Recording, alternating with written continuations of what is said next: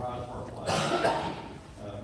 But Lord, we do thank you for the opportunity to come together as a family of conservatives, Lord God. And Lord, there is no doubt that our nation is in a point of crisis, Lord God. And what happens in the next few years will determine the course of our nation. And so, Lord, we ask for your hand of wisdom and guidance upon everything that we do. Let us be effective in spreading the message of what has made this country great. Those conservative values, those values that value life and liberty and the pursuit of happiness, capitalism, all the things that have made us great, Lord. Help us be such effective communicators of that in the coming year, and help us all be willing to get up off of our rear ends, Lord, and get to work. It will take work, Lord, and we just ask for the strength and wisdom and guidance to do that. In Jesus' name, amen. Amen. Thank you. Judge? All righty, you'll just repeat after me. Let's pledge to the greatest nation on this earth. Texas. I Pledge allegiance to the flag of the United States of America and to the republic for which it stands, one nation under God, indivisible, with liberty and justice for all. And to the greatest state in the United States, Texas. Honor the Texas flag. I pledge allegiance to thee, Texas, one state under God, one and indivisible. One thing, I want to just, you have a seat. I just want to say something about what Tish just said. In 2016, the election, after we got the elections results in, and we looked at the state of Texas, all up along the panhandle, where it was all red, it is now purple, which borders New Mexico. And it comes down, and it goes down into the valley area. And our metroplex areas, where it was red in one little, blue in one little area, it is spreading like veins across our state. And that's what our state looks like today. And as all of the people are moving from blue states into Texas, their goal is to turn your state blue. And we can't do it on our own. The two of us cannot do this by ourselves. It takes every one of you in this room to soldier up and put feet on the ground, and let's keep Odessa red. Woo-hoo!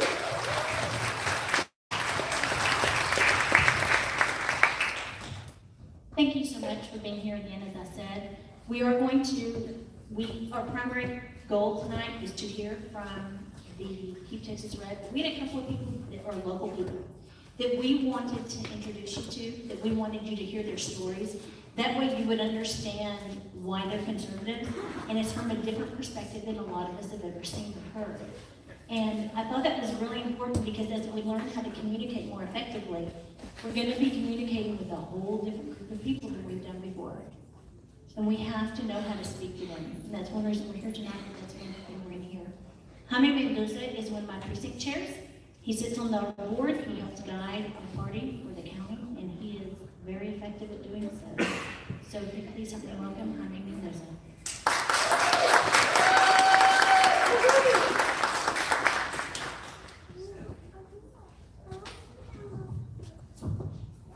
Thank you, everybody. I want to say first, I'm not sure of reading, I already have John. So if I faint or whatever, call my wife, she'll come and give me CPR, and I'll be okay. But I want to start with kind of what she said.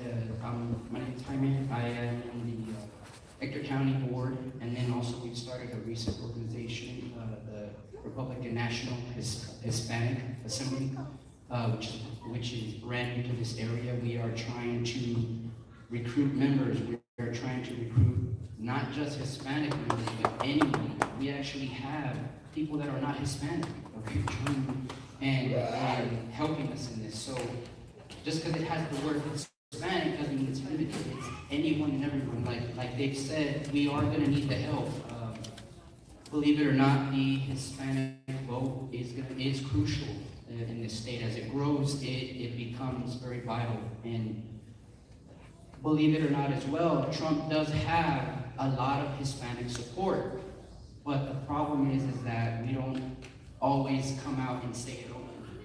Very similar to the black community. They're ostracized if you're open about it. Okay, so one thing I want to tell you is why I'm Hispanic. Why I'm a Hispanic conservative. See, I'm getting lightheaded already. So, why I'm a Hispanic conservative, and why I believe that most Hispanics are natural conservatives. Okay, so I'm gonna be honest with you. I don't have an amazing story of how I converted and got off the Democrat plantation and I was cleansed of the liberal ideology. I don't have that story. Okay, what I have is, since I was younger, I've always leaned conservative. I've always leaned Republican. I remember being a kid in the 80s supporting Ronald Reagan, and I would say, yeah, Ronald Reagan's a good president, and then relatives would tell me, you don't know what you're talking about. He's not a good president. Look at this guy, maybe like FDR or something like that. Like, whatever. I couldn't defend myself because I was too young to know. But I've always leaned that way. I've always believed that I was conservative, that I was Republican. I just didn't have the full understanding of it. Okay? So at age 19, I decide that I'm going to live for God. So I start going to church. I give my life and my soul to Jesus Christ. And what happens is, I guess I'm woke to not only to God's principles, but to my conservative principles. Now it all makes sense. Okay, so I can see clearly, I can see where the lies are, I can see where the truth is at. And when I look at both sides politically, I know what's going on, I know what's happening on both sides. Okay? I know what they're doing, and I know what they want to do to us, I know where they want to keep us, and I know what I want as a conservative and as an American. You see, I didn't come from Mexico, I was born here in Texas. I was born in Pecos, Texas, 75 miles away. My dad was born in New Mexico, and my grandpa was born in Texas. So I come from several generations of not just Texans, but Texan Americans, Hispanic Americans. Okay, my family wasn't very political, so they didn't tell me about this. They didn't tell me what I was. I believe I got that on my own. I had that already instilled in me. So as a Hispanic, like many other cultures, they have strong family values, right? Not just Hispanic. Every culture has strong family values. A lot of races and cultures have strong faith in God as well. Okay, it's something that's passed down from generation to generation, from father to son, from mother to daughter. So those things were there. I believed in God, and at 19, when I decided to live for God, and this happened, so then I can see. So as I begin to decide, okay, this is what I believe, this is what I'm going to be a part of, this is what I'm seeing now, I didn't know really that there was not a huge amount of Hispanic conservatives, because, like I said, you really don't come out and say that. I kind of always did, and I didn't care what people said, because I wasn't ever afraid of that. But so, a part of this story, like I said, it's not a amazing story of that, but that's how I came about. And I know that a lot of people were converted out of liberalism, and that's great. But one thing we need to do is reach out not only to all communities, but especially to the Hispanic community, because they're there. They will join. They will support if it's done correctly. Okay? So, family values and faith in God. That's the foundation of conservative belief. That's the foundation of conservative principles. If you would agree, it's faith and family values. Okay, so if that's instilled in us, then naturally, it's easy to be a conservative. You don't have to think about if abortion is wrong. You know it's wrong in your heart. You don't have to think about if infanticide is wrong. You know it's wrong in your heart. And I separate those two because they are two now separate issues. Okay? You don't have to think that traditional marriage is any different than what you know it to be, because we were taught that that's what it is, and we don't need anyone to redefine it for us. That is what it is. We know what it is. It's instilled by God. That comes from our religious and family value. Okay, so I decided we all talk about this stuff in circles and in our brains, but then I wanted to put it to a test. So yesterday, I go to a store and I talk to this. I'm reading the story of this business owner, young lady, and it talks about how she started her business and all that. So, I said, I'm just gonna ask her, pretty point blank. I'm not gonna ask her what she's doing. I'm gonna ask her which way she leans. So then I asked her, are you politically minded? And if you are, what do you consider yourself? And she really didn't, she admitted, she goes, I'm not politically minded, but because of my faith in God, I lean conservative. Well, see, that's a trick question, because when you tell me you're not politically minded, but then you tell me what you kind of are, you are politically minded, you just don't want to admit it. So then she tells me that, and I just go on with it, and I say, okay, well, I agree with you. It's our family values that makes us conservative. So without really telling her, she's admitting to me that she's a conservative. She leans conservative. But she did say, and these are the other 2 points, she did say there's a few issues that I would probably lean liberal on, but it's because of the leader that they chose why I think there's an issue today. So that reveals something to me that I kind of already know. It just confirms it. A lot of Hispanics, it's not that they're not conservative. They're tricked and deceived by media, by family, by all this and that Trump is a bad guy, that he's a bad character. So they focus on his character flaws. Okay? They focus on the things that they can easily say why they don't like him. Well, we all have flaws. But see, we don't elect a celebrity. Okay? We're not electing someone who is the best speaker in the world, who dresses the best and who looks the best. We're electing someone based on their ideology and on their policy. So one thing about Hispanics is we got to get them past that. You're not electing a celebrity. You're electing someone based on policy, based on what they're going to do, what they say they're going to do. So one thing concerning this, I was looking at the stats between President Trump and Ted Cruz during the primary. Even though Ted Cruz took pretty much the whole state, which counties were red? Which counties were for Trump? A lot of the border counties, the ones that have the highest immigration problem. It was the border counties that showed we're supporting Trump over Ted Cruz. So it kind of takes apart the myth that Hispanics are against Trump because of immigration. That's not entirely true. There are tons of Hispanic people along the border that will support Trump. So how much more will they here support Trump? They will support Trump. So talk to your Hispanic friends. As a Hispanic, we're going to get together and mobilize as many people as we can to push that, to push that out to the community and try to recruit people, as many as we can. Okay, so we're starting this. We're already making contact. So this is what we want to do. So the last thing that I want to end with is that we always hear about the American dream, right? What is the American dream? We hear that someone comes from another country into America with nothing in their pocket. They get an opportunity, or they create an opportunity. They work hard, they save their money, they make a life for them and their family, and even some of them can send their kids to school on just everything that they earned without any assistance, right? We hear that. This is the American dream, is people that came and worked hard. Well, what the liberals have to offer immigrants in the Hispanic community is totally the opposite. They say it's the American dream, but that's not what it is, because when we hear about our ancestors and when they came here, there's one thing that's always common among them. We hear that they never took a hand. Okay? We hear that they came here and they didn't want help. They wanted to earn it. They wanted to work hard and get it themselves. But that's not what they're offering us. They're offering us free health care. They're offering us free college tuition.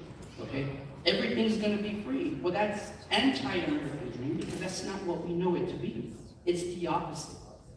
Okay? So, to end with this, but that we're trying to hold on to that American dream. And there was a time that I thought that the American dream was gone because we couldn't take in all these people.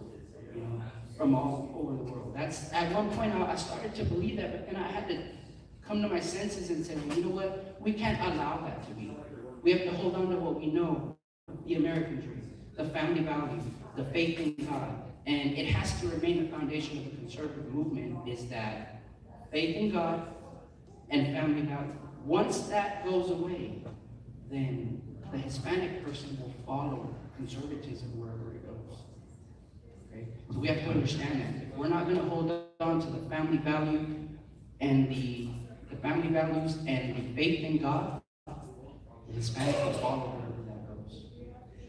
So I want to end with this, that not only will we bring in conservatives, but also hopefully strengthen family values within our party and faith in God within our party. To be more bold about God, to be more bold about the truth, to be more bold about what we believe. Yes, it includes God. They want a godless world out there. Well, we don't want that. God is in the center of everything that we do, if you're a person of faith. Okay? So hopefully we can do this and we can work together to reach the Hispanic community, and you don't have to be Hispanic to help, okay? I just want to make sure that that's clear. You don't have to be Hispanic to help. You don't have to be Hispanic to reach a person that is. Just ask them where they stand on certain issues. If they don't know, say, okay, well, I'm going to help you. What do you believe here? What do you believe here? What do you believe here? Okay, you're conservative. It's pretty simple, okay? That if you already know the answers to the questions, then you already know where you're going to lead them. If you know how they're going to answer, then you already know what they're going to be. You just have to get them to realize that, okay? So hopefully that helps, and hopefully that that is an encouragement to someone, and let's work together to do this. Thank you. Thank you, Henry. It's hard sometimes standing up in front of people, so thank you again for being willing to do that. Our next speaker, she's going to introduce our keynote, and that is Miss Stacy with Keep Texas Red. That's the only introduction she wanted me to give, so she's going to tell you a little bit about herself. I'm Stacy Roberts.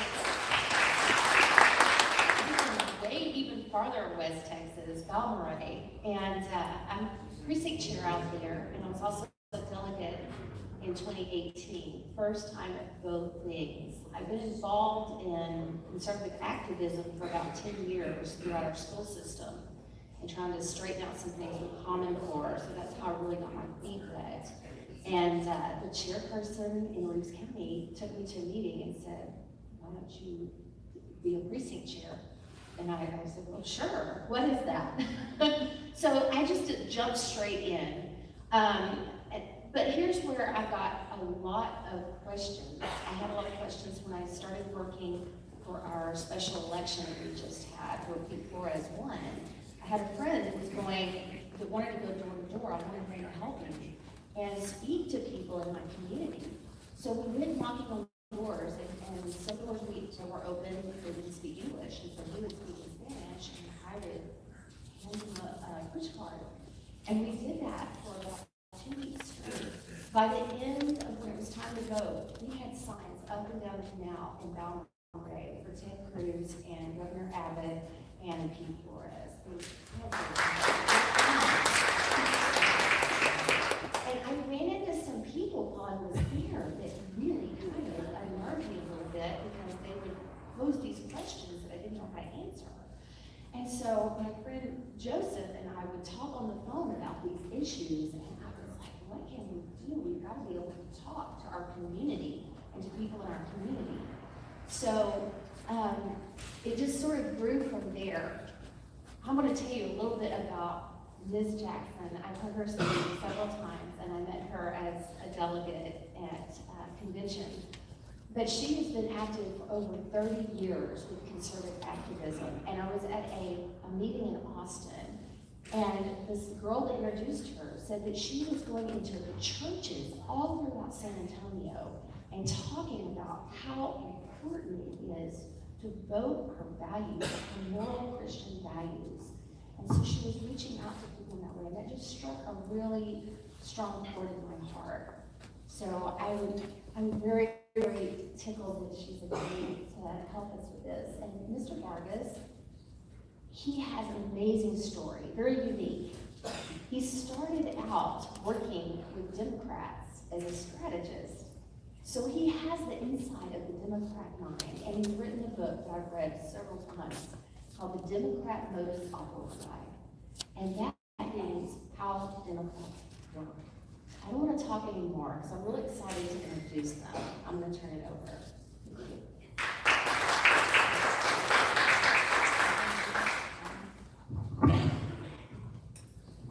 Y'all mind if I step up here just so I can see everybody? Is that okay? Thank you. First of all, I also want to say thank you to everybody that showed up today. We know that it's a Saturday evening, there's a lot of stuff going on. And just to thank you for the fantastic job you and all everybody involved did for us. My name is Joseph Vargas, and I am the founder of Keep Texas Red. And I was actually born in San Jose, California, way back in the day when it still wasn't all blue. And one of the things that I think is different about me, that I would go to school for the 9 months that people usually go to school. But then the 3 months of summertime, I would go down with my parents to Guadalajara, and they put me in school for another 3 months. So I did that for the first 2 years of my life. But I got to see a different, a different view of the education here and the education in Mexico. So before I turned 20 years old, I became the youngest executive secretary in Del Rio. And I started going to college when I was 16. I have 3 degrees. I have a degree in management, I have a degree in marketing, and I have a degree in communications. And I'm also certified by Microsoft, so I do a lot of different stuff with web development. I started doing a lot of branding early in the day. I started studying human behavior, and then I started working for companies all over the United States to brand products, to brand their music, to brand different things that they had. And it was always my studies in human behavior that would help me be very successful. In 2015, in the state of Miami, I got the Golden Microphone Award for my contributions to the communications and broadcasting industry. And you can say, what does this all have to do with the political? Because it's the same thing. It works in the same way. The Democrat Party and the leftists are very successful in convincing people that they are the best party to go for. You know, there are 2 things that they use, and this is something that you always want to keep in mind, especially when you're either listening to one of them or whether you're watching the news. And sometimes we listen to CNN and we just want to pull our hair out. Am I right? Okay. 2 things that they use and we have to watch out for. And we have to educate other people. The first one is emotion. Everything that they want, they're going to attach an emotion appeal to it. Second, negative branding. Negative branding means that what they're going to try to do is they're going to try to discredit you or discredit whatever policy that you're trying to impose, so that even when it comes out to the public has already have a negative perception. Now, these 2 things I'm talking about are not just things that I'm seeing in the news. These were things that were actually planned and strategized in closed-door meetings. You know, how are you going to put to the public? When they find out what a Republican is going to propose, how do you kill it before it even goes out there? How do you discredit it? How to do a character assassination or even a policy assassination before it even comes out. That is part of what I've always labeled the Democrat modus operandi. You know, so it's a game. It's not just something that happens. Another thing that you have to remember is this: when it comes to dealing with these leftists and Democrats, the issue is never the issue. The issue that they impose that they're concerned about is never the true issue. I'll give you an example. Something recently in the news. Do you remember the Democrat Party was making such a big fuss about the Robert Mueller investigation? Now, the issue that they said they were concerned with was they were concerned if actually there was any collusion between the Republican Party or Trump and Russia. That's the issue that they said they were concerned about, right? It turned out that the issue was not the issue. That's not what they were concerned about. Because now the report came back, there's no collusion, and they're still creating a buzz, aren't they? Everything that it is, they always touch, it's always going to be a smoke screen. The issue that they present is a smoke screen. And you can say, well, why are you telling us we could see it? Because the left has declared war on everything that we as conservatives believe in. They have declared war. Sometimes we look at our Democrat people, our friends, or neighbors, and we say, well, maybe we just disagree on a couple of issues. But the way they see us, they don't even think we should exist or have a voice. because they want to destroy everything that we believe in. So we are in a war right now, actually. And if we don't actually win this war right now with the legislation and all the policies, our children and grandchildren will be fighting a physical civil war to bring freedom back. If Texas does not stay red, if Texas goes blue, so will the rest of the country turn blue. And if Texas and the rest of the country go blue, so will the world. And freedom will cease to exist for many, many years in the world. That's why it is crucial at this time. We're living a very important time in history. And actually, to me, it's very exciting because we're going to be 100 years from now, they're going to be looking back at what we did. One of the greatest things that I like is American history. I'm a big American history fanatic, the American Revolution especially. My favorite character is Paul Revere. Does everybody know who Paul Revere is? Now, I've done a lot of research papers on him, and there's a lot more to him than just this midnight ride. But during this midnight ride, how he prepared for the midnight ride, the response that he got in every town that he went to was not, he wasn't welcome in every town he showed up in. There's a lot of people that were still loyal to the British Crown. There were places where they told him to be quiet, not to wake up the people. There were people that actually rolled back in bed and stayed asleep and said he was crazy. But he still persisted and kept on. And I've always said, I think everybody in this room, we are the Paul Reveres of our time, that we have to carry on and warn the people. Now, with emotion negative branding and the issue not being the issue with these, we can ask, so how is it that they're appealing to so many people? One of the other things that they use is actually changing the connotative meaning of words. Now, if you ever read my book, I give a lot of examples, and I follow through how the word started and how they actually changed it. But one of the most common ones is the term illegal alien. Illegal alien is actually in the code. It's in the federal code of immigration. So it started off being the term. It had nothing to do with racism or anything. That was just the legal term to use for it. Illegal alien became, remember they said, you know what, you shouldn't call people that. That's offensive. And it's okay, what do you want to call them? I said, well, illegal immigrant. Okay? It went from illegal alien to illegal immigrant. And then what was the next step? No human is illegal. So illegal alien, illegal immigrant, and then now just immigrant. So they took away any type of reference to whether it's legal or not legal. Now, they're taking up another step. They went from illegal alien, illegal immigrant, and now there's two types, dreamer and refugee. They went from illegal alien to refugee. Now, why is this such a strategy for them? Because if they accuse you of refusing to help a refugee, how does it make you look in the eyes of people that don't follow politics? You're a mean person. You're a racist person. You're a xenophobe, which is exactly how, and these aren't just things that happen overnight. This is exactly how they plan it. Another word that they use a lot is Islamophobia. If you call it anything that is done, you're an Islamophobe, right? Have you ever heard them call anything when there's a terrorist, or Muslim terrorist, shooting or murders or blowing up like in Sri Lanka? Do you ever hear them say, we have these people that were Christianophobes? Have you ever heard that? Because the purpose of the word Islamophobia is to attack conservative Christians. The connotative meaning, that people who are not familiar, they always hear these words. And they create that perception of it. So now when you go talk to me, say I'm a Republican or I'm a conservative, people say, well, you're a racist, you're a xenophobe, you don't like other religions. That's not the case. And they'll tell you what, I heard it in the news. Now, when you're watching the news, another thing you have to remember, when you're watching CNN, when you're watching MSNBC, all these other liberal media, that to me they're not really media. What you're watching, you're not watching journalists. These are not media people, these are not reporters. These are leftist activists posing as reporters and journalists to pursue their leftist agenda. They actually have meetings behind closed doors with liberal politicians as to how they're going to present an item, how they're going to present a policy. So this is what we're up against. And unfortunately, a lot of people that don't keep track of that, they just hear the news, they hear one report, and they assume everything is true. The approach that we have to take is actually educating the public as to what is going on. If you're playing cards with somebody and they have a card up their sleeve, you don't have a chance of winning that game unless you expose the cheating that is going on. So our job as conservatives, what we've been doing is educating the public. This is how the game works. This is a Democrat modus operandi. Okay, it's not about issues.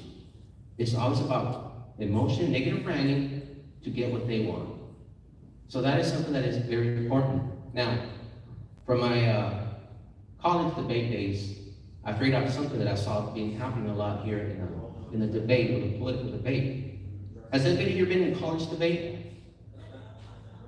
No? At home, okay? I don't think you went very often then, right? Okay. In debate, you have what we call frames. It's a literal frame of a topic that you're going to debate. So if you put in any conservative value in this frame, anything that could be controversial, let's say, for example, the wall. Okay, you want to talk about the wall with somebody. That's a frame. The topic is the wall. Now, in debate, you're supposed to stick to the wall, but if you get that person off that frame to another frame, they will lose every time. Now, what I mean by that? If you talk to somebody about the wall, you say, let's talk about the benefits of the wall. It's going to help America say it's a sovereign country. It's going to protect our jobs. It's going to protect lives, protect our investments. There's a lot of positive things to protecting our borders. Every other country does it, but only we're categorized as evil for doing it. If you start talking about the wall, what is the first thing that you're told? Racist. It's wrong. It's moral. You're xenophobe. So you notice how the benefits of the wall came off topic. That is called changing the frame in debate. That means that you went from actually talking about the good things about the wall, you're going to drag the conversation down to, let's talk about racism. If somebody says, you know what, I think the wall is a good, it's good for the country to protect lives, and the response you get is, well, why are you racist? Now, how do you respond to that? From now on, I want you to always remember that.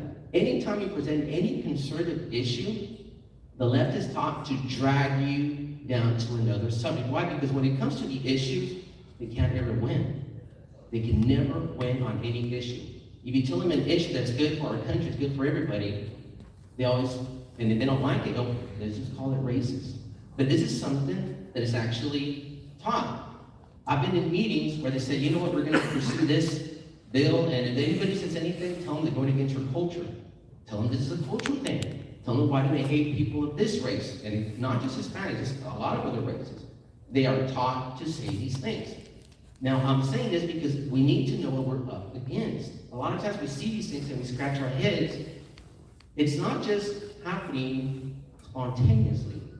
Just like the riots are not happening. These are things that are being planned. That is why there's such an urgency for us to be prepared. Now, when you talk to somebody that says that they don't like the Republican platform or the Republican issues, I always ask them, what policy are you talking about? And they say, well, I don't like this policy. Ask questions. Most of the time, you're going to find out that they have no idea, and they're just repeating talking points that somebody else told them. So this is important. First of all, has anybody here read The Art of War? Great book, isn't it?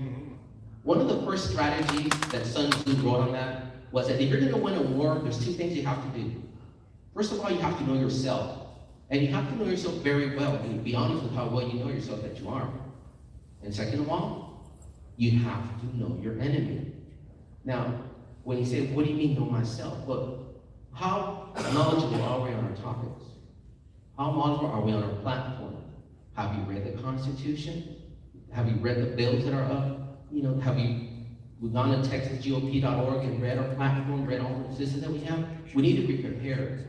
And second of all, when we say knowing who the enemy is, it's exactly what I just covered right now. You have to know where they're coming from.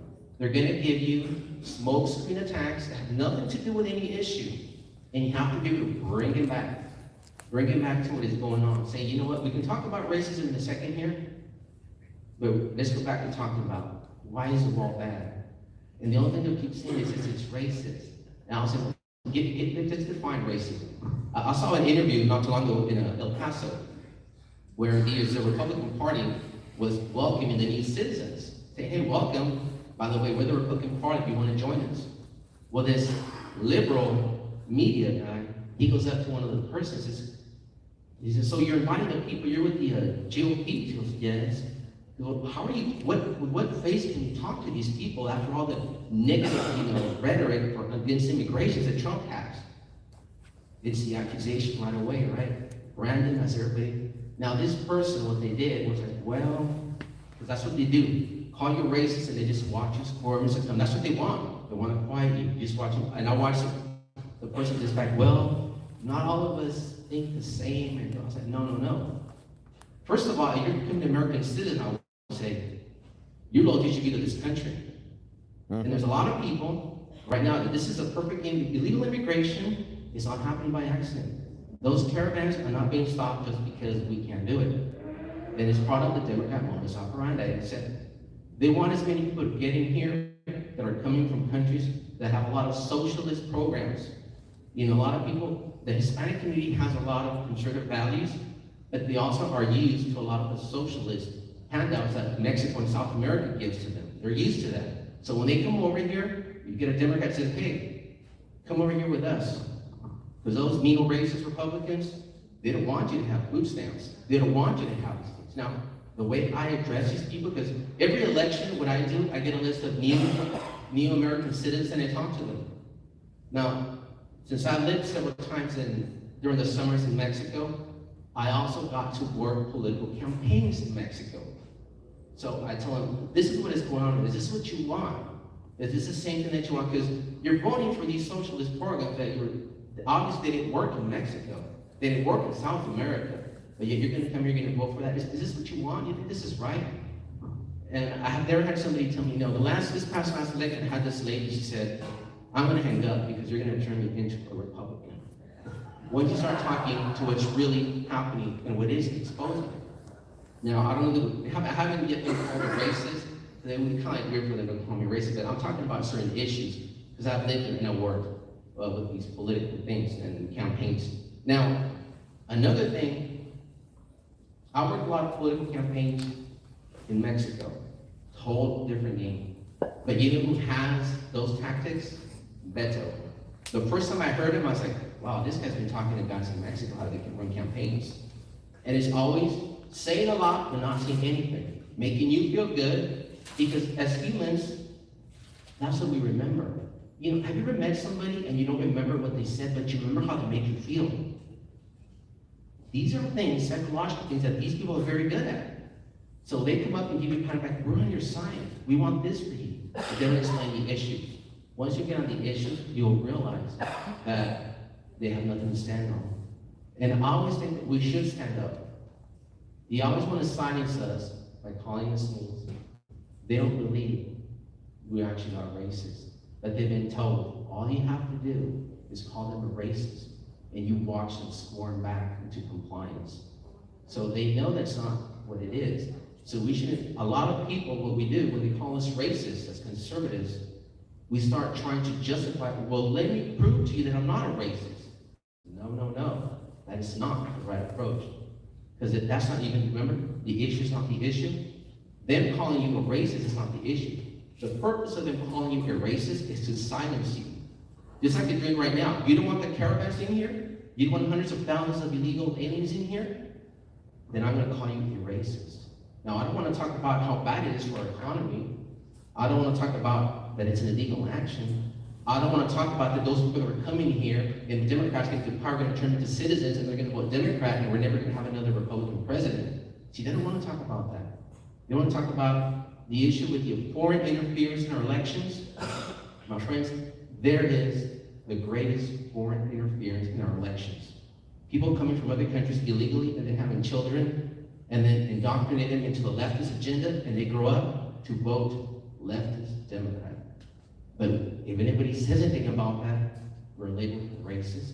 That's why it is crucial that we do not hold back when we are incorrectly labeled as racist or xenophobes.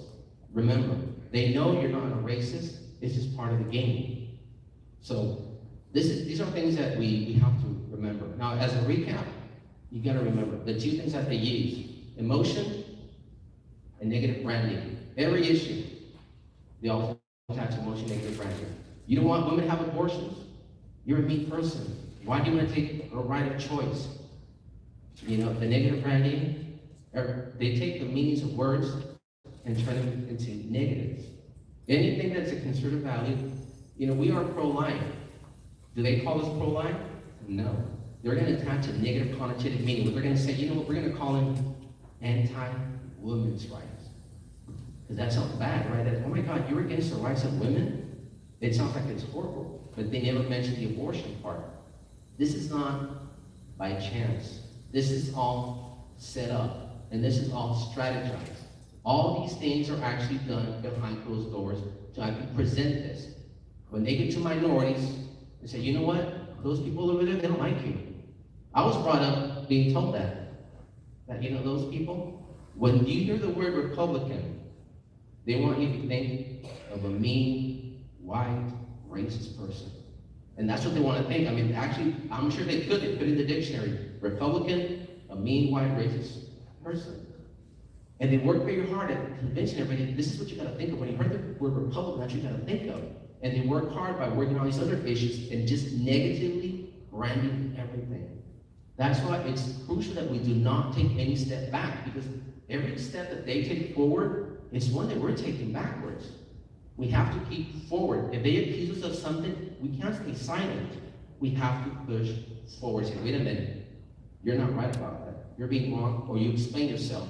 How can you call somebody a racist with no foundation?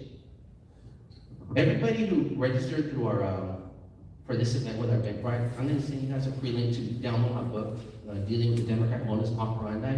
And I list so many different words that they've changed, and I've changed interview policies, how they present it to people. I'm going to send a copy to Tish on that so she can also forward it to anybody else. I encourage everybody to read it. I recently had a very interesting call. Got a call from Montgomery, Alabama. I didn't know who it was. Called it back. It was Judge Roy Moore. Do y'all remember Judge Roy Moore? Judge Roy Moore really went through a lot of what we're talking about. So did Brett Kavanaugh. If y'all remember, he also had the same thing, you know? They don't like your policies, but they don't want to talk about the policies. Let's just assassinate this person's character. Judge Roy Moore said, you know what, I read your book. Pretty interesting. I want to talk to you about it because I may run again. He goes, where did you come up with this stuff? I said, well, I happened to be in a lot of the, closed door meetings where they're actually preparing this. So this is exactly how it works. So it's really eye-opening once you see it. I'm not telling you guys anything you didn't know. Perhaps the thing you didn't know is like, this is all planned. It's not something that happens by chance.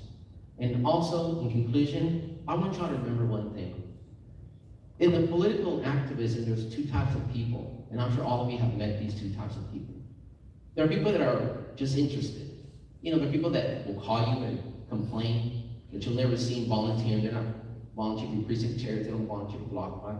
They're interested, and if there's anything to do, they'll do it. If there's something good on Netflix, if there's some football game that day. You know, in other words, their excuses are always bigger than their reasons.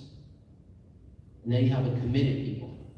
Committed people know what is at stake right now. Committed people's reasons for fighting are bigger than their excuses. So I ask you, the left is committed to destroying everything that this country stands for. Are you committed or just interested? Thank you very much.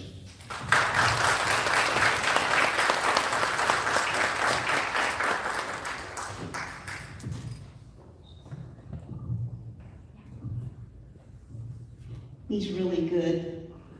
I'm gonna stay down here. I'm more comfortable down here. I'm grassroots. That's okay. You know, adding on to that, committed,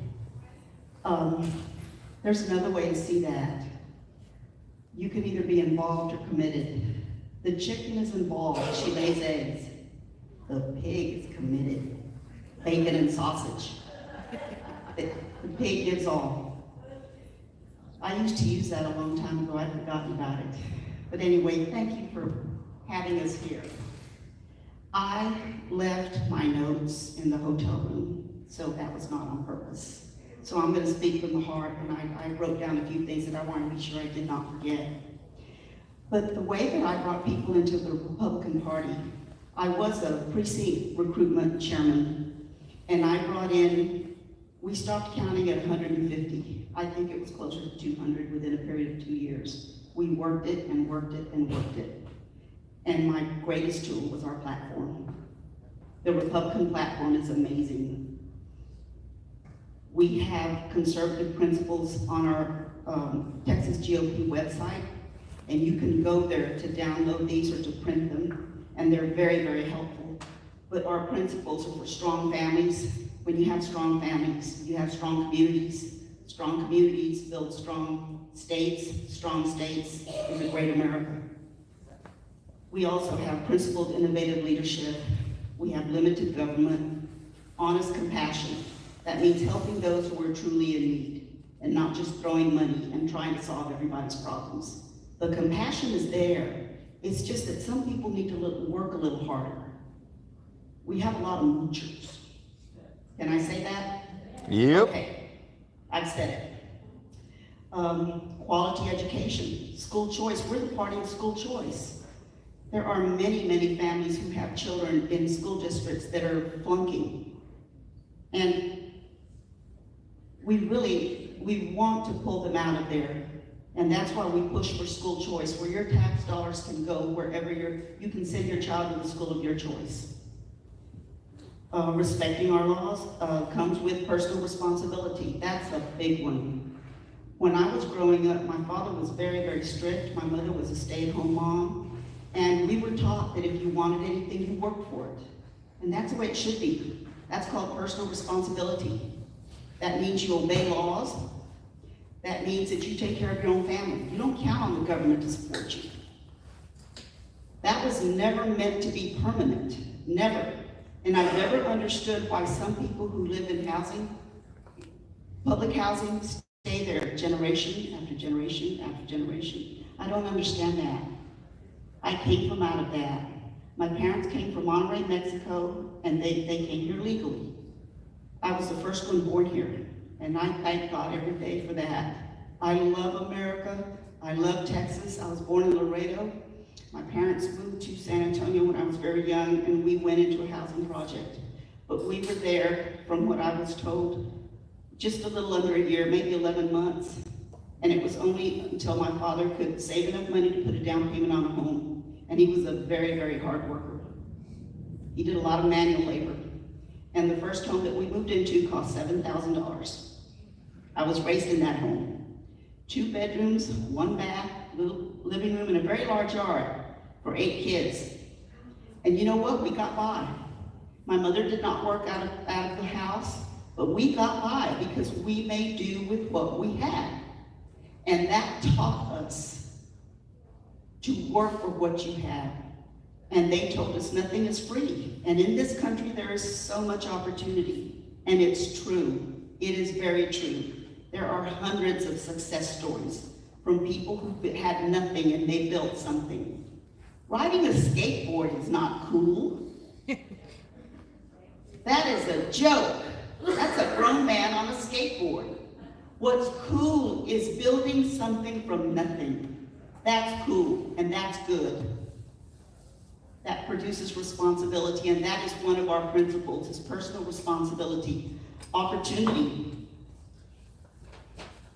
GOP stands for Greater Opportunity Party. That's the way I see it. It's the grand old party, but it's also the Greater Opportunity Party, because the opportunity is there. We have the greatest economic system in the world, capitalism. It works. That is why America is very, very prosperous. Besides the fact that we've honored God for years, and that is slacking, and we need to get back to the basics. But capitalism works. If other countries would employ it, we'd see a huge difference. And it's really very easy. You come up with an idea, a product, or a service, and you market it, and you sell it. And you succeed if you work at it, depending on how much effort you put into it. You have good customer service, you succeed. It also brings comfort competition into place, which forces you to improve your product, or your service, or your idea. How much better can it get than that? If you don't want to start a business, you don't have to. But if you do want to, the opportunity is there. I'm telling you, just the basic principles of this party is enough for success. It's all there. We need to talk up the positives of the Republican Party. None of us are perfect. We have some candidates who I wish were not Republicans, but they are, and until we get a better candidate, we support them. And each one of us has a part to play in that. As I said, the platform is our greatest tool, but another great tool right now is President Trump and his record. He's slandered daily, we know that. But if you get a hold of what he has done within the past 2 years, and you print it up, and I found that printed, I got it off the Mike Gallagher show. I don't know how many of you know who that is, but he's a strong conservative man with a radio program, and he called out a link, and I wrote it down, and I went to my computer, and I printed out the 200, well, not 200, maybe it was 200. It was all the things he's done within the 2 years that he's been elected, and it's tremendous. It's either 16 or 19 pages long. If you would print that up and read it numerous times, so when you approach someone or you see somebody that is questioning, opportunities are everywhere. You can tell them about the greatest things that he's done, and that list is tremendous. I can't remember the link, but you can also get everything he's done on promiseskept.com. The economy and jobs, foreign policy, he has promoted fair and reciprocal trade, he's lowered taxes, and at the time of printing of that list, at least 100 utilities have lowered their rates. When do you ever hear of that? That a gas or electric company will lower their rates? That's unheard of. At least to me it is. We have more people off welfare. The joblessness it's down. I mean, our Black brothers and sisters, our Hispanic brothers and sisters, they are doing great under this president. And he can be scary. I used to be very afraid of him before he was elected. But he's really a great man, and I think God placed him right where he needed to be, right when we needed someone who was bold like him. And again, none of us are perfect, but each of us has something to contribute. And you ladies are just amazing. And the gentlemen that are here, God bless you too. But without the push of the women, it just amazes me how women care so much for this country. And maybe it's because we're mothers. I have 12 grandchildren, and I do not want to turn this country, but I don't want to leave and pass away and leave this country in this shape. I want to turn it around to where it was great. And we're getting there. We're very, very close to having Texas turn blue. You all know that. I'm preaching to the choir here. But I'm going to implore you to please do as much as you can. We all have 24 hours a day. Same amount of hours. But what you do with that time is up to you. Set your priorities. This country is worth saving. I have traveled to other countries, and I'm always so grateful when I come back to my beloved America. This is the greatest country on the face of this earth, folks. Y'all know that. If you don't know that, you better get that in your heart. Texas is the best state in the country. We love Texas. And there is something for each one of us to do. Each one of us has something to do that will bring people in. You know, I traveled the border counties the last week of January. We did this for 7 days. We went along the counties of the border, and we spoke to border agents, we spoke to customs agents, we spoke to people who lived in El Paso, in Starr County, Hidalgo County, Eagle Pass, I think that's Mesquite County. We traveled along the border towns, and we didn't meet one single person that didn't say we needed that wall. The wall is necessary. The Mexicans on the Mexico side want the wall. They live in some horrific standard homes, and your heart just melted for them. It's not that we don't feel sorry for them. Of course we feel sorry for them, but we are one nation and they are another. And they were telling us that they need the wall. And the reason for that is because they get brutalized by the cartels and the coyotes who go in there and force the people they are trying to smuggle into our country, or drugs, whatever it is.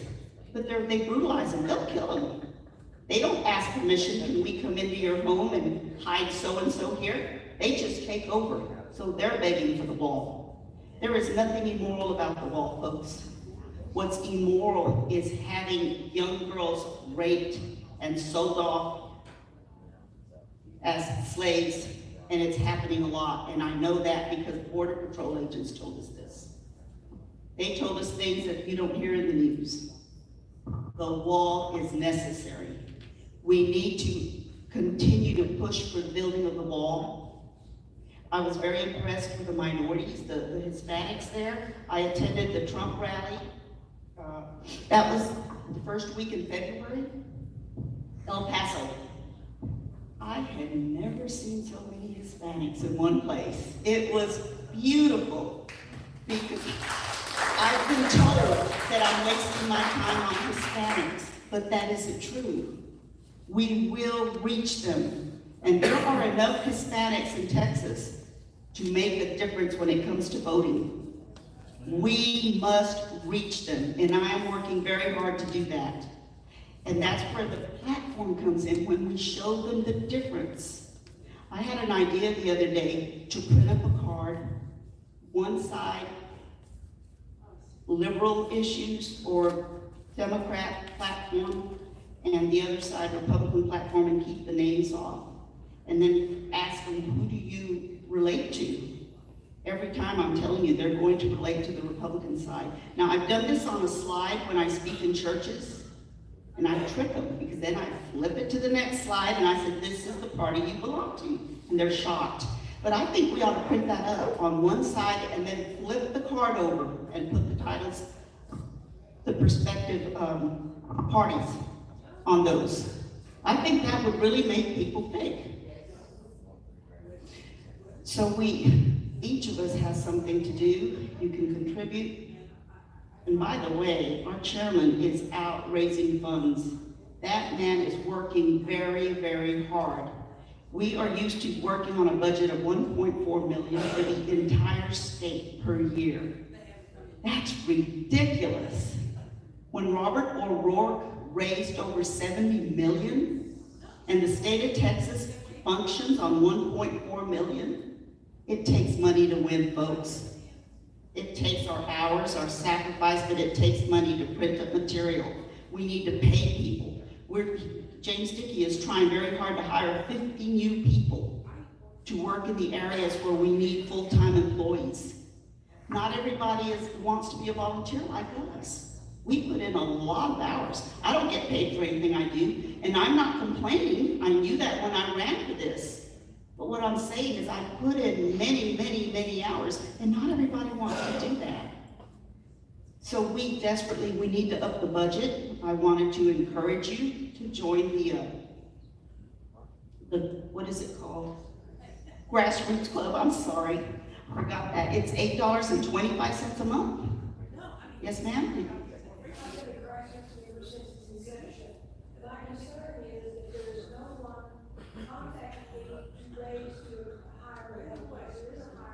Yes, there is.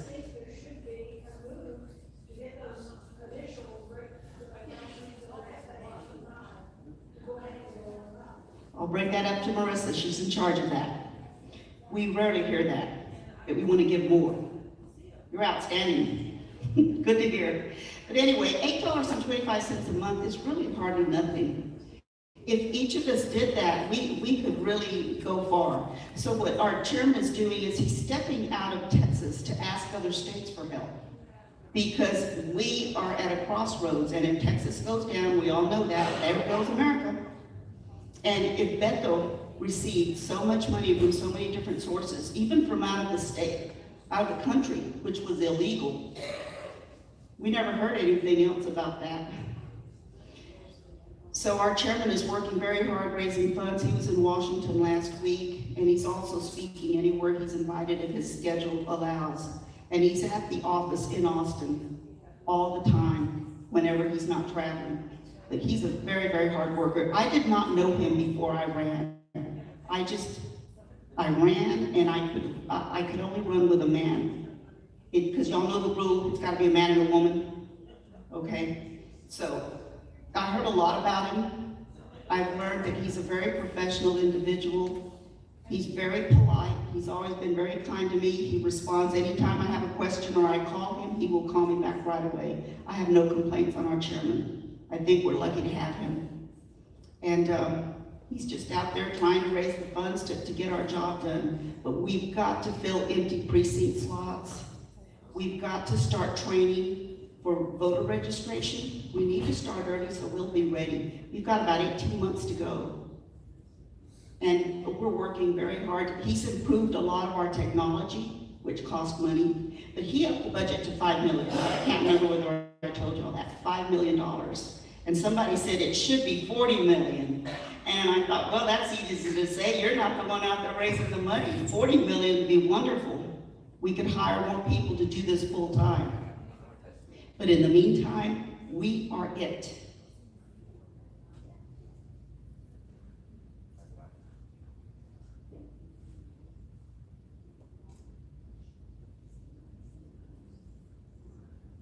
Y'all are very quiet. I'm sorry I stopped there. I guess that's about it. Yeah, I was going to ask for questions.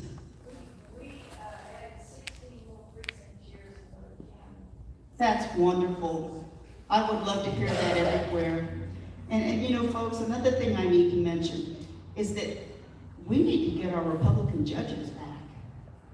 We have a very sad issue with the voter fraud, and the Democrats are bringing up lawsuits against us. And if we don't have judges that are like-minded, I mean, the Democrat judges are going to rule in their favor. We know that.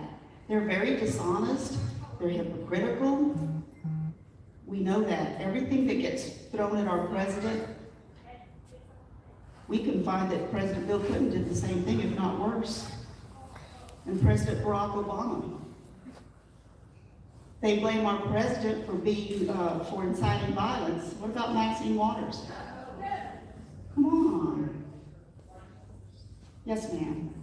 And I think too, on the border issue and those families who never, I'm a public school employee, so we see a lot of the, students with sponsors, so it's definitely up to for sex trafficking, because they're here with sponsors, but also, what about it's majority men, of course, the media is not going to show that, the majority is males coming over, and sometimes they just take a child and cross the border, but, they find the child along the way or whatnot, but, what about them leaving their responsibilities at home? They put their, wife and their children in Honduras or, Guatemala, things, countries like that. So I think we need to bring that up too when we're talking about the border issue. Absolutely. And another point, how come those countries aren't taking care of their own people? Why are they being forced on us? America has always been, the most generous country on the face of this earth. They come through every single time that there's a national disaster. We are basically a very good country. We do have a lot of problems. No country is perfect. But why is it our fault and our responsibility? We are not the world's orphanage. It is not our responsibility, folks. As cold as it sounds, I don't mean to be cold. I do feel sorry for them. But why don't they go back to their countries and fight for their freedoms? How did our founders get our freedoms here? They died for us. And I think it's horrible if we just let it go and let them take our country. We're real close to socialism. Socialism is bad. It takes from you. Venezuela, prime example right there. It's horrible. And when Hugo Chavez came into power, he used to talk about how horrible it was to be rich. Well, he's long gone, and then Madero took his place, and Hugo Chavez's daughter left the country with $3 billion. Talk about hypocritical.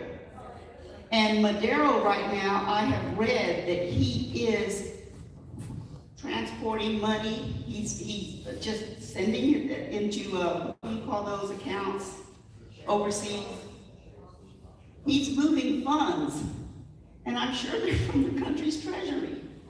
It's horrible. Socialism does nothing for you. It takes from you, and only those at the top are wealthy. It's a horrible state to be in. So let's not let that happen here. We have way too much to lose. Yes, Hyman. I have the list that you talked about from my gallery. Everyone can get it right now. What is it? 1-800. Are y'all hearing that? 1-800, this is a text. 655 6453. Text the name Trump, just Trump, to that number, and it will give you the hyperlink for it. And if you click on that, it should give you this. We just tested it, it works. So you test the name Trump and you enter that number in the message part. In that number, you're gonna text that number directly to my phone. And your message will be Trump. Did y'all get that? Read the number one more time, please. 800 800 655 655 6453. 6453. And it comes immediately, like in 2 seconds. Enter, just text Trump to that number. Here's a question for Ms. Martin. Why do you think the liberals are so much more in tune with each other, they're so much effective at promoting a consistent message than conservatives? Because we're more respectful. Liberals, as I stated at the end, are committed, which means that if you notice, they've been able to gather people from, the LGBT and the Muslim community and all these different people that would normally not work together. And unfortunately, on our side, sometimes we have people that we try to find differences among each other. And it's like, well, I'm a conservative, but maybe you're not, so I'm not going to work with you. We have a lot of that on our side that we need to find a common denominator. I've spoken in places, I've been asked if I'm a rhino. Then I've gone to another place and they ask me, are you far right? In other words, sometimes we, as individualists, if we are conservatives, we try very hard to try to label everybody on our side. So there are certain people that we're going to refuse to work with. The left, their cause is great, to destroy us. So what they're saying, you know what, let them be the ones over there. Come here, Muslims. Come here, Hispanics. Come here, blacks. Come here, Muslims. Let's work together to destroy them. What we need to do on our end, in my opinion, is find a common denominator. What I usually try to do with the different groups that I've spoken to, in the top 10 things, we may agree on 8. Let's work on those 8. And some people say, you know what, I don't want to work with you because on 2 issues you didn't agree with me. So what happens then, we don't find that unity. I've gone to speak in places where there's like 3 or 4 different Republican groups or conservative groups. All 4 of them don't talk to each other. Yeah. And when I was going to go, they said, you're going to face a very hostile crowd. They weren't hostile with me now. I didn't offend anybody. I talked about how we can work together. But that's one of the things that they're committed to destroying what we stand for.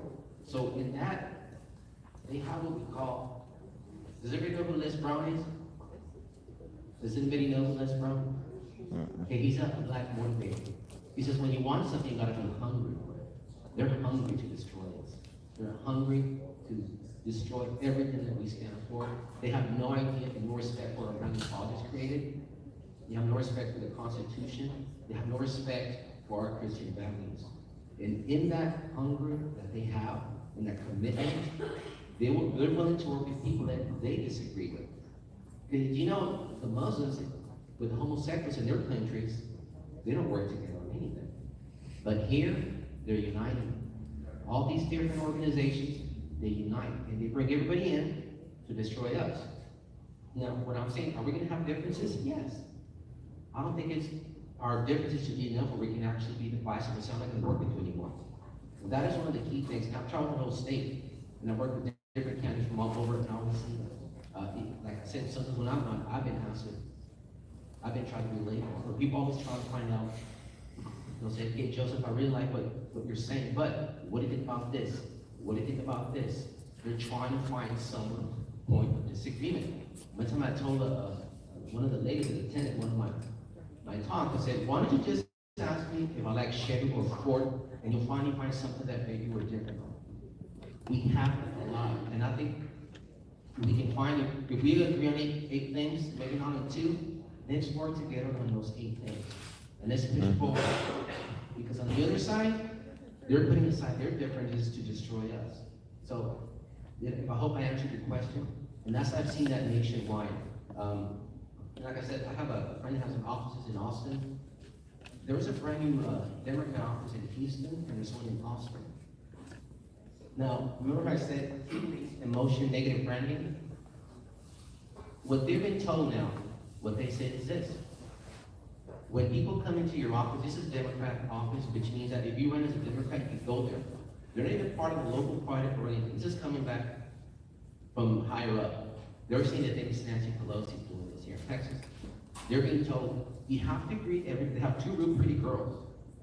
And they have to tell them, you have to be very nice. You have to greet everybody with a smile. You have to make them feel welcome. Because when they go to the Republic, a lot of people that look mean, they look like they're upset, and that's going to bring them back to us. This isn't what they're telling these people. We're the reception. We gotta convince them that we're the ones that are actually welcoming to them. So what I'm saying is they're strategizing. Yeah. And we need to do the same on our end. As far as like finding common denominator, and it's working. I hope I answered your question. By the way, I wanted to mention that at our last convention in 2018, last year, in San Antonio, there was a police officer working the convention from San Antonio in uniform. He was security there. And he told me that so many Republican folks walked up to him and thanked him for his service, and they were very polite to him. He told me that he has worked he was a Democrat, He has worked free events for the Democrat Party for many, many, many years, and he has never been told thank you, not one time. And he said he started conversations with some of the folks there at the convention, and he was impressed. So if any of you in this room walked up to him to talk to him, thank you. He is voting Republican, and he is fighting the police union in San Antonio because they usually stick with Democrats. Yep. That was because of the kind Republicans who approached him just to give him a thank you. We do make a difference, and we are different. We really are. The thing we do want to emphasize is that we are here to provide ourselves as assistants. We're not here to dictate anything or tell anybody how to do anything. We're here to just offer our insight and our assistance to you. That's what we can help, guys. A lot of times, since we've been all over the state, we see things that might help us in different communities. We know a lot of the communities, every community is different in different things. So we're here, and I want everybody to know that we're on your side. We're on the same side here. And we hope that y'all have felt that in our presentation, that we are here to have a conversation and offer some insight. And if we can offer assistance, we want to do that as well. Yes, ma'am. I don't think they see me.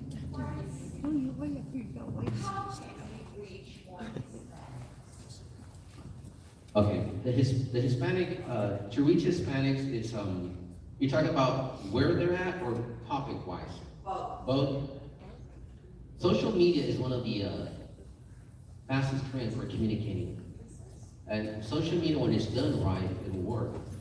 And when I say done right, if you say the right words, it'll work. I've always said to attach emotion to our product, our values, because they're very valuable. When we have conversations, All of us have neighbors. You know, sometimes when you're in the backyard, you want to create a conversation. Say, what do you think about what's going on over here? And then that's how you get an opportunity to educate them. When you're talking to your neighbors, when you're on social media, present something in a positive way, but with emotion on it, so that they can see it. Other people can see it, instead of doing an attack. Because there's three types of Democrats that I've encountered. I call them Democrats, liberals, and leftists. There's a lot of Democrats that will vote Democrat because that's what their parents voted for, and that's what their granddad voted for. They have no idea on the policy. Now, you have them, but then you have a lot of people that are considered, they actually are liberals because they're saying, okay, I'm okay with our platform. I'm okay with, you know, all these different issues. Then you have the leftists. The leftists are the people, the socialists, that want total government control. The Democrats and the liberals, you can work with. You can work with these people because it's a lot of times people have been misinformed. Now, where can we find them? I would say we can't be afraid to go into different territories. We can't be afraid. Like, I know Javier was out there talking to these people here. That's what we need to do. When there's any event, any trade shows, let's put out a booth. The Republican Party, let us show you what we have to offer you. Reaching out to them, social media, hey, this is what I love about our platform. This platform, and you know, I'm so grateful for our platform that provides this. I'm so grateful for President Trump that just now beyond the unemployment rates, the lowest for Hispanics since 1973, since actually started tracking them. You would think you're going to be celebrating. This is great for Hispanics. A lot of the old people that are working here, that were Democrat, they're being told, if it wasn't for the Republican President Trump and his policies, we wouldn't have this. You guys would not have a job. So now they're trying to see, wait a minute, so these policies do affect my livelihood because this is how I support my family. Those are the issues that we need to talk about. Talk about issues to them and talk about them. Talk to your neighbors, at the grocery store, at the trade shows, on social media, everywhere you can. Don't be afraid to start the conversation because we're right on the issue. And what we want for them is going to be better for their children and their grandchildren. Because if we don't work at educating these people, if we don't act like the Paul Revere's of our time, I really think that our children or grandchildren are going to be in a civil war to fight for their freedom. So it's going to be up to us to do something. Yes, ma'am. You have to know some situations, and like I have a liberal cousin in Austin that he's willing to look at both issues. I always say that because, you know, even though he's a professor and all liberals, his property taxes are $16,000 a year. And so, you know, for a duplex, you know, and so, like, you have to be able to talk to them about really true happenings and issues going on. That's not realistic for them. It's exactly things that they can relate to. The same thing goes with candidates. I've actually done a lot of strategies for candidates. Also telling me you have to find topics that are concerned for your local community. When you knock on that door, you want somebody's vote. A lot of people, unless it actually affects them in some way, they're not going to go out there and vote. So, our Republican platform, telling them, how do you like the property taxes? How do you like the taxes in California? You see the gas prices in California. These have to do with how you vote. And California is a straight blue state, pretty much. Look at all the problems they have. Do we want those problems in Texas? I always tell people, if you get involved, if you don't vote, you're still electing somebody. It's going to cost you every month. You're going to end up paying for not going out there and voting, not being involved. Because you're going to pay for it somebody else and all these liberal policies that are affecting it. It has never worked. Look at Chicago. And you can say, look at these policies, they've never worked. You know, all these wars that, you know, the left always like to put on, they say war on women, the war on this. It's always just smoke screens, and they've never worked. And I would say those are good topics to discuss with them. Talk to your neighbor about them.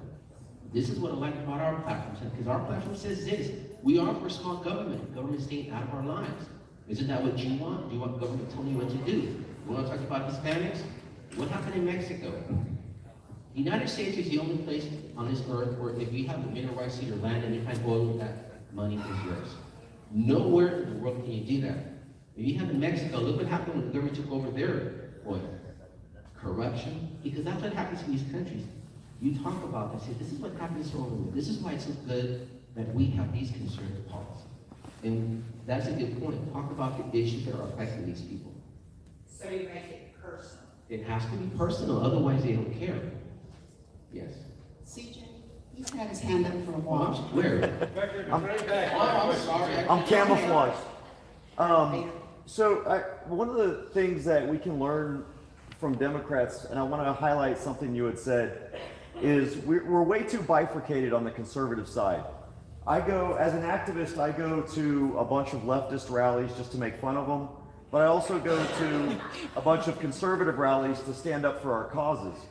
And what I've noticed is, for example, I'm a gun rights activist, but if I go to a pro-life rally, which is something I care about, we don't allow these other issues. So, you go to a pro-life rally, you better be there for pro-life. You can't be there for pro-gun, you can't be there for smaller taxes, you can't be there for all that. If you go to a leftist rally, they don't care. If it's a pro-baby killer rally, then they want to talk to you about bigger government. You're welcome, come on in. If you want to talk about marijuana, go ahead, come on in. If you want to talk about, insert the leftist agenda here, they allow all of the leftist issues to come to their events. And that's why they look so big, because they have a large tent and a large umbrella, whereas we as conservatives, we have this small tent. So if we're doing a pro-gun rally, well, why aren't we allowing pro-life people to show up, and why aren't pro-life people showing up? And that's what we need to do as conservatives. If we want to be strong and we want to gain our momentum, that's how we have to do it. Be more inclusive of these, and we don't have to always agree. I've been to a lot of rallies where, even Antifa shows up on the left, but you know what? They tolerate these commies coming there and actually pushing communism, even when they don't necessarily agree with that element of the far left. And we need to do that on the right. We need to be more open to our fellow causes, even if it's not necessarily ours on the conservative side. Let me tell you what I think I would do in that case. And I've always said, sometimes if we're going to do something, like if I was in charge of gun rights, I would reach out myself. Yeah. Instead of waiting for somebody to invite me, Yep. I would reach out to somebody who has another conservative issue. Outside communication, and say, what, I have this, can we work together on something? You start the organization of it. Yep. Start organizing, maybe reach out to 3 or 4 people. Maybe not all 3 or 4 people might work with you, but you're gonna find a few that will. That would be that's another step we can take also. We hear a lot about candidates. Sometimes people say, what, we gotta get the worst of the 2 evils. And what I tell people is this: we don't have to wait till somebody decides to run so that we can decide who the right candidate is. Because a lot of times we don't like either of them. But instead of just complaining about it, we can become more active in actually scouting ourselves and recruiting our own candidates. I like John Doe. I know John Doe's going to be good for this particular office. Let's get behind him. What I'm trying to say here is, all of us don't have to wait for somebody else to do something. Yep. Now, you can actually start it. You can bring it to your chair. You can bring it to people and say, hey, I got an idea. Because I hear a lot of people say, somebody should do this. Somebody should have done that. I did the same thing. Somebody should do like a Keep Texas Red movement. And everybody's like, yeah, somebody should. They'll finally say, well, since nobody does, well then, then what I did, I reached out to Alma.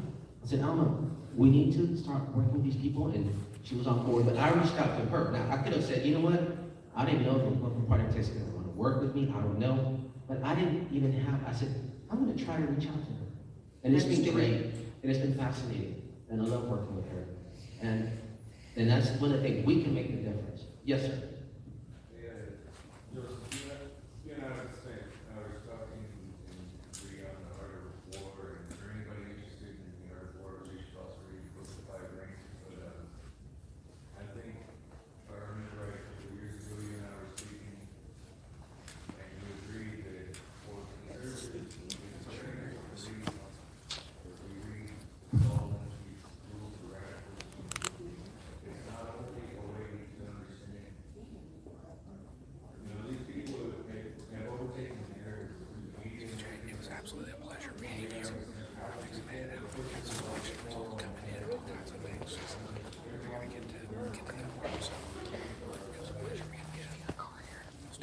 If you need anything, Definitely will.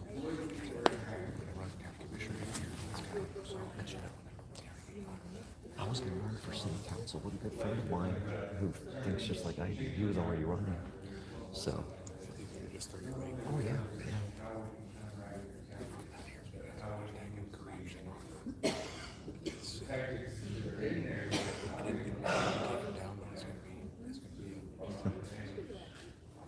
What time is it? Oh, it's 8:50. Is it dark out there? Now, does everybody here know who Saul Alinsky was? Oh, okay. Saul Alinsky wrote a book, he wrote several books.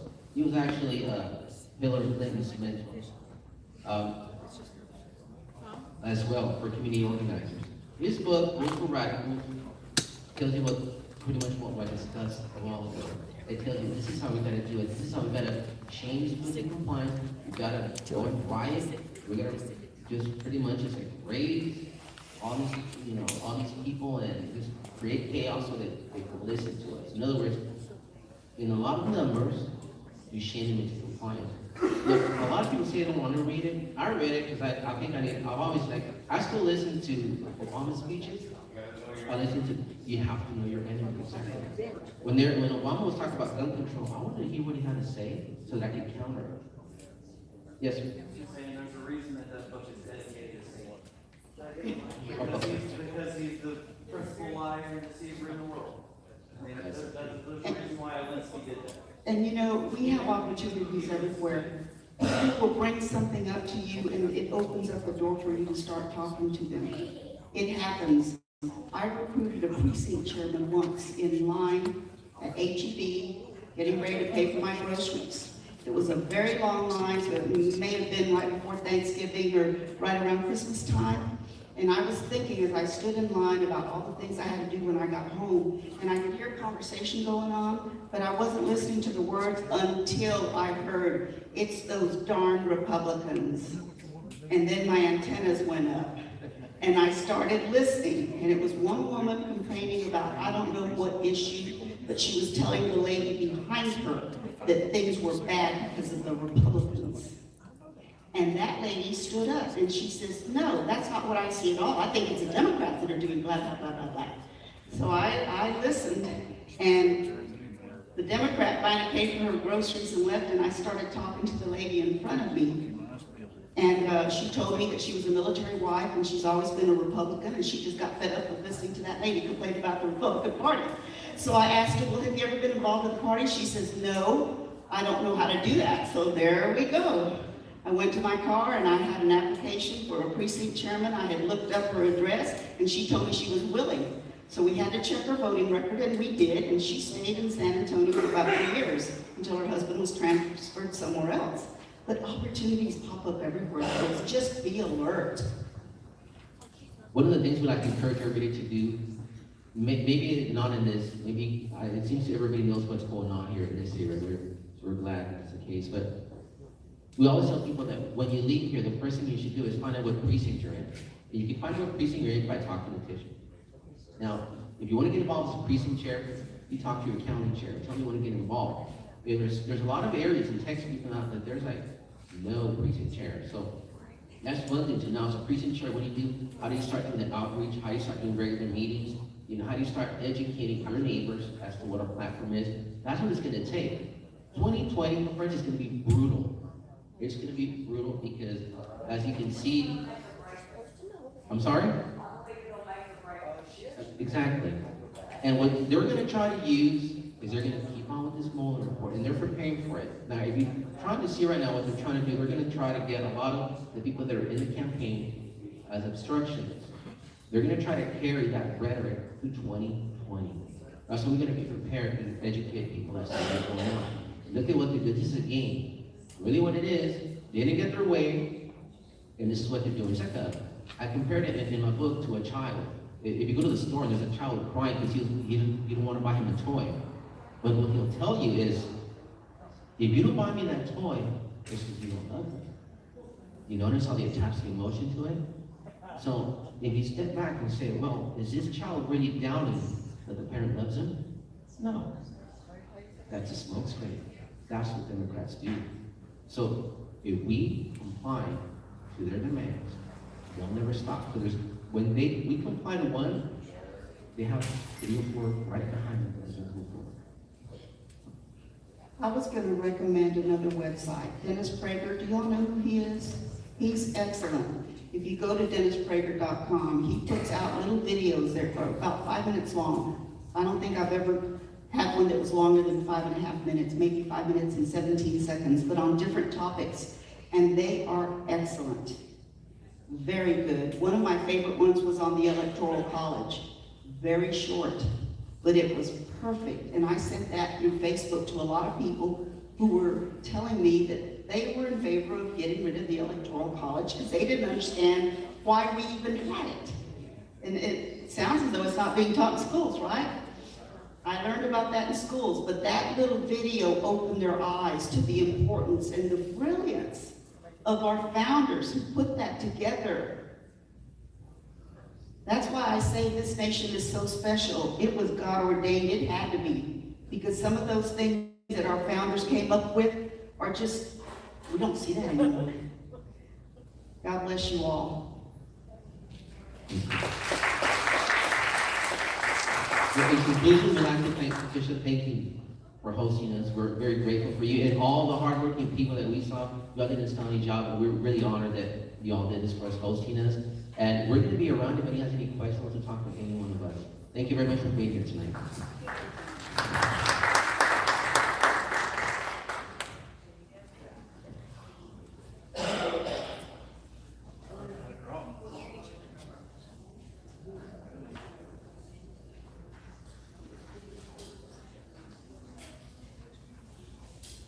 So they each drew a name and a number. Does everybody still have their ticket, those who got them? Because you have to be here to win, so we're going to keep drawing. We're going to draw 3 things. 2 gift cards and then a set of DVDs and book.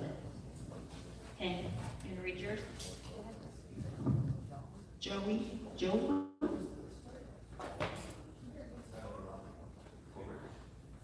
Okay, the number is 108-2304. Joey here? Can someone get Joey? Joey, it's God. Joey, you're a winner. Somebody. Me? Over here?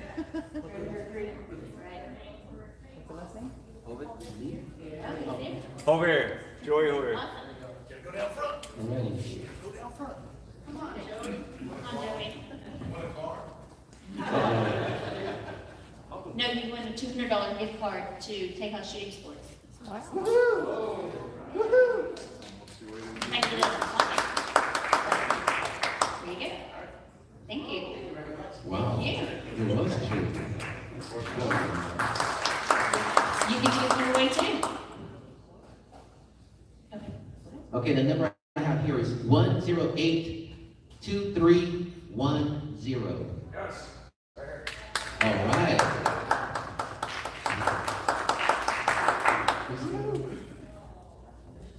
And we're gonna have another winner that I'm gonna pick out. This is gonna be for a Keep Texas Red t-shirt. Just give us your size and go back there and you can get like compliments of those. I have Cynthia White. Number 108-2298.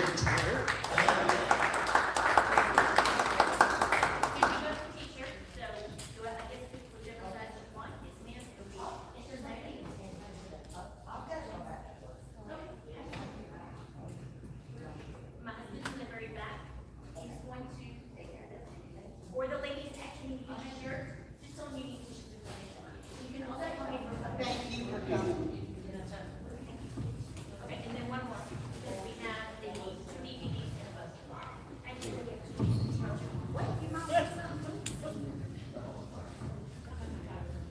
Okay, Debbie Chavez. Is it Dottie? Dottie. Sorry. All right. See, you're gonna leave with your prize.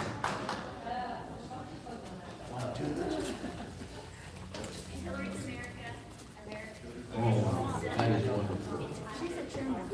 Yes, she is. Wow. These are some good prizes. One more? We have one more? 108-2303. 108-2303. Did they leave already? I think it's Jamie Sila or Joey, whatever. No, Zila is right.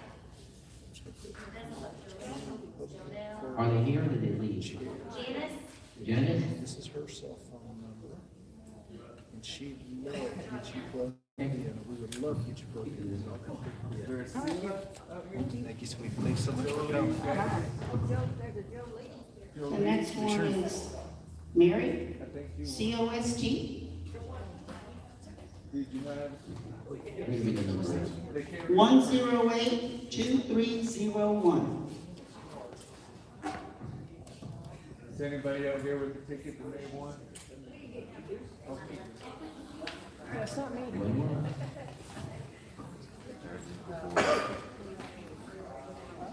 Tony Morrison? Is there a Tony Morrison? Tracy? Number 108-2299. He's coming. Hang on. Oh, where they're at? Yeah, go ahead. I'm sorry.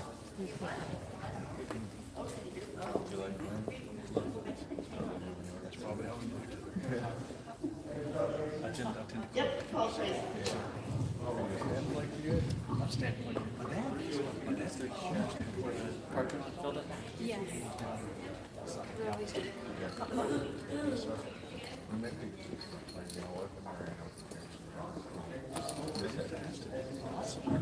This is her, Franklin. This is my student's project.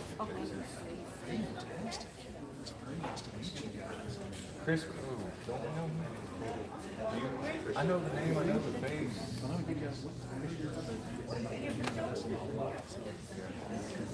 We're from here. Friday night.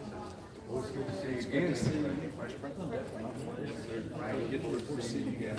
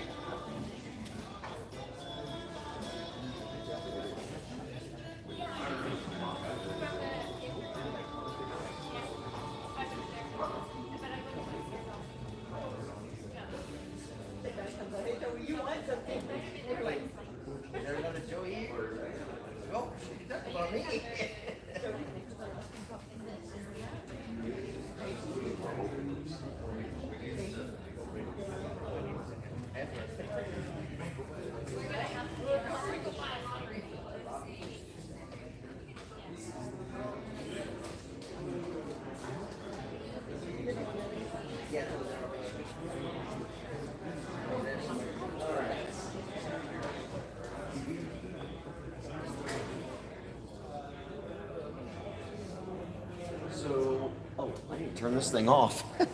I was talking to my wife on the phone. I left this thing on. Hey guys, y'all take care. Sorry I left y'all on here. I got a phone call, so